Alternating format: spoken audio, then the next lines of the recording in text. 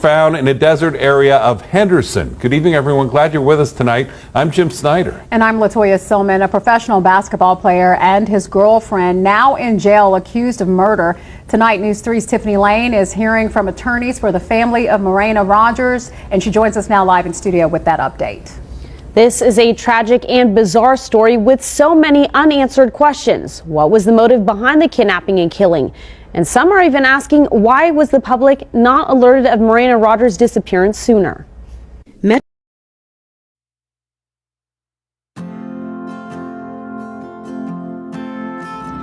In December 6, 2023, Las Vegas, Nevada. In the early hours of December 6, 2023, a young woman got into an Uber in Las Vegas. She was supposed to meet someone. 1 hour, $1,000. It wasn't anything new for her. She had done this before. She wasn't worried. But this time, she never came back. She stopped answering her phone. Her messages stopped going through. Her location stopped updating. Hours passed. Then a full day. And then another. Her friends started to panic. They knew something was wrong. And soon, so did the police. 2 days later, about 20 miles from the Strip, someone was walking through a quiet stretch of land in Henderson, Nevada. It was the middle of the afternoon. Hot, dry, nothing unusual, until they noticed something up ahead. A pile of rocks, stacked on top of each other. The way they were placed, it didn't look random. They took a few steps closer, and that's when they saw it. A hand, sticking out from beneath the rocks. The person froze, heart racing, hands shaking. They reached for their phone and called 911. I think there's a body here. The caller's voice was shaky. I don't know, but it looks like a hand under the rocks. Police arrived fast. They taped off the area. Forensics moved in. The detectives took one look at the scene and already had a feeling about who it was. They hadn't even tested for DNA yet, but deep down, they knew. Where are you watching from? Let me know in the comments, and tell me, what do you think happened? Was this planned, or was it a setup that went too far? Marayna Rodgers was just 23 years old, a medical assistant from Linwood, Washington, with a whole life ahead of her. She was loved deeply by her friends and family, and she absolutely adored her 2 dogs at home. People who knew Marayna described her as incredibly friendly and trusting, someone with a kind heart who always tried to see the good in everyone. Like a lot of young people trying to get ahead, she was also looking for ways to earn a little extra money on the side. In early December, Marayna took a short trip to Las Vegas with some friends for a quick getaway. During the trip, she met a 19-year-old woman named Sakari Harden. Sakari seemed nice and promised Marayna that she could introduce her to some high-paying clients. One offer in particular sounded almost too good to pass up. Sakari said she knew an NBA player who was willing to pay $1,000 for a date with Marayna. Trusting and tempted by the chance to make that much money in one night, Marayna agreed to the plan. Just after midnight on December 6, Marayna left her friends, thinking she was off to earn that easy money. At around 1 a.m., she climbed into a waiting Uber outside the hotel, leaving behind the neon glow of the Vegas Strip. She was headed toward Summerlin, an upscale neighborhood west of the city, where Sakari had set up the meeting with this supposed client. Ever cautious, despite her trust, Marayna shared her phone's live location with her friends so they could make sure she got there safely. But she never arrived at her destination. By about 3 a.m., that live location had stopped updating. The final ping from her phone placed her somewhere near Restless River Street, roughly 11 miles away from the Strip, and then nothing. By the next day, December 7, Marayna's friends knew something was very wrong. She hadn't come back to the hotel and wasn't answering her phone at all. This was completely unlike her to just disappear without telling anyone. So their worry grew with each passing hour. As day turned to night with still no sign of Marayna, that concern turned into panic. By that evening, they contacted the Las Vegas police and reported her missing. In December 7, 2023, Marayna Rodgers' friends did everything they could to reach her. They called, they texted, they checked her social media. Nothing. It wasn't like her to just disappear, especially after making plans.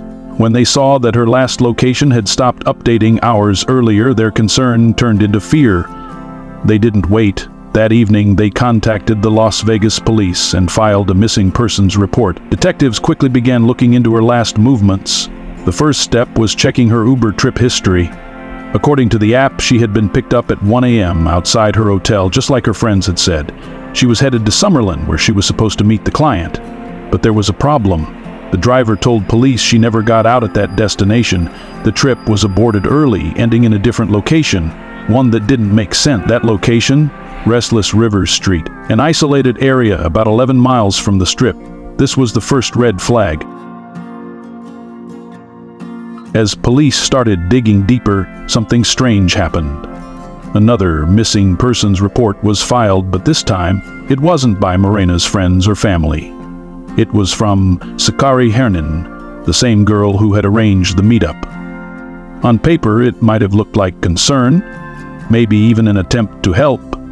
But when detectives sat down to question Sakari, her story didn't add. Then she claimed she had left in another Uber. Then she said something completely different. She contradicted herself so many times that detectives knew she was lying. The more they pushed, the more suspicious she became. They started looking into her background, checking phone records, searching through her messages. That's when they found something disturbing. Sakari wasn't the only one involved. It was someone else. A name came up that made detectives stop in their tracks. Chance Comanche, a 27-year-old professional basketball player for the NBA G League Stockton Kings.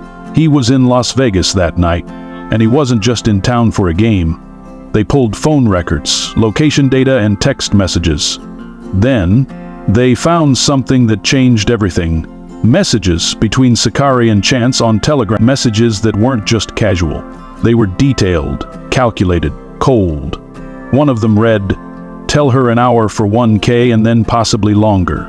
It was the exact offer Marayna had agreed to. Another message was even worse. "So y'all want her chip or just a took?" Took.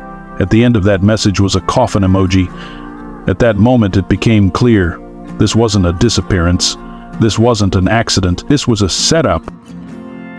At first, police weren't sure what they were looking at. A missing persons case, a robbery gone wrong, a fight that turned deadly. But the more they uncovered, the clearer it became. This wasn't random. This wasn't an accident. It was a plan, a setup from the very beginning. Sakari and Chance didn't just wake up that night and decide to do this. They had been talking about it for days, planning, figuring out how to do it. They originally wanted to hire someone else to take care of it. They reached out, asked around, but when they couldn't find anyone willing to do it, they made a decision they would do it themselves. On December 6, around 1 a.m., Marayna got into the car thinking she was on her way to meet a client. She had no reason to be afraid. She had done this before. It was supposed to be quick, easy money. But what she didn't know was that the two people sitting in that car weren't taking her to any client. They were taking her somewhere else. At some point in the ride, she must have realized something wasn't right. Maybe it was the way they were driving. Maybe it was the tension in the car. Maybe it was just a feeling in her gut. But by the time she knew, it was too late. Before she could react, Chance reached over and wrapped an HDMI cord around her neck.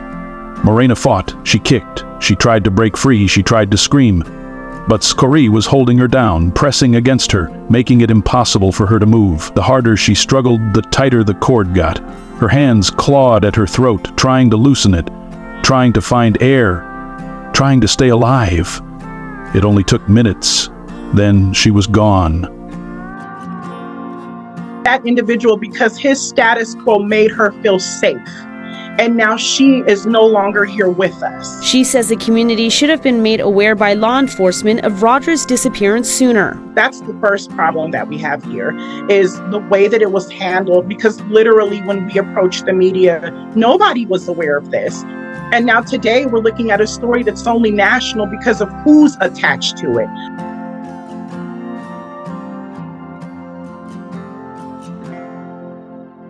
They sat there, staring at what they had just done, and then, just like that, it was over. No panic, no second thoughts, no regret. They had planned for this, and now they had to follow through. They drove about 20 miles outside of Las Vegas, looking for a spot far enough from the city where no one would find her. When they reached an isolated area in Henderson, Nevada, they pulled over. They dragged her body out of the car and covered it with rocks, trying to hide what they had done. Then they smashed her phone, making sure no one could trace anything back to them. And then they got back in the car, drove away, went back to their lives, as if nothing had happened. For a few days, Sakari and Chance carried on as if nothing had happened. They went about their routines, they sent messages, they even acted as if they were concerned about Marayna's disappearance. But investigators were already closing in. The evidence was overwhelming. The Uber records, the location data, the messages. The last people to see Marayna alive had left a digital trail that was impossible to erase. And when police started pressing harder, the lies started to crumble. On December 13, 2023, Sakari Harnden was arrested. At just 19 years old, she was now facing a charge that could keep her locked away for life. 2 days later, on December 15, detectives in Sacramento, California, moved in on Chance Comanche. He was taken into custody and booked for first-degree kidnapping. But police already knew what was coming next. Within days, both he and Sakari were officially charged with first-degree murder. The news of the arrests spread fast. People were shocked, not just because of what had happened, but because of who was involved. An NBA player, someone who had spent years working toward a professional career, had thrown everything away for this. A young woman, just 19 years old, had taken part in something she could never undo. But while the world focused on the suspects, Marayna's family was left to deal with the reality of what had been done. They had held on to hope for days. They had convinced themselves she would be found, that she was just missing, that maybe she had lost her phone, maybe she was just out of reach. But that hope was gone now. Her father spoke out. "We held on to hope she was coming home, but she never did." That's the part people don't talk about enough. The way a single decision made in a moment can destroy lives forever, not just for the victim, but for the people left behind. And the question that remains, why? Why would a professional athlete with everything going for him take part in something like this? Was he manipulated, or was he just as guilty as Sakari? That's for a court to decide, but for Marayna's family, no outcome will change what's already been done. Nothing will bring her back. A young woman went on a trip expecting nothing more than a good time with friends. She trusted someone she thought was helping her, someone who promised her an opportunity. But in reality, it was never about opportunity. It was never about money. It was a setup from the very beginning, and in the end, it cost her everything. Marayna Rodgers didn't get into that Uber thinking it would be the last ride she ever took. She didn't know that the people she was with had already decided her fate. She didn't know that messages had been sent, that plans had been made, that the moment she stepped into that car, she was never meant to come back. Her killers showed no hesitation, no remorse. They carried out the plan, then went on with their lives as if nothing had happened, as if she meant nothing. But she did. She was a daughter, a friend, a person with a life ahead of her, and because of them, that life was taken away. But there's one question that remains. Was Chance Comanche manipulated, or was he just as guilty as Sakari? He had money, he had a career. He had no reason to be involved in something like this, but he was. So the question is, why? Let us know what you think in the comments, and if you love well-researched true crime stories like this, make sure to subscribe for more.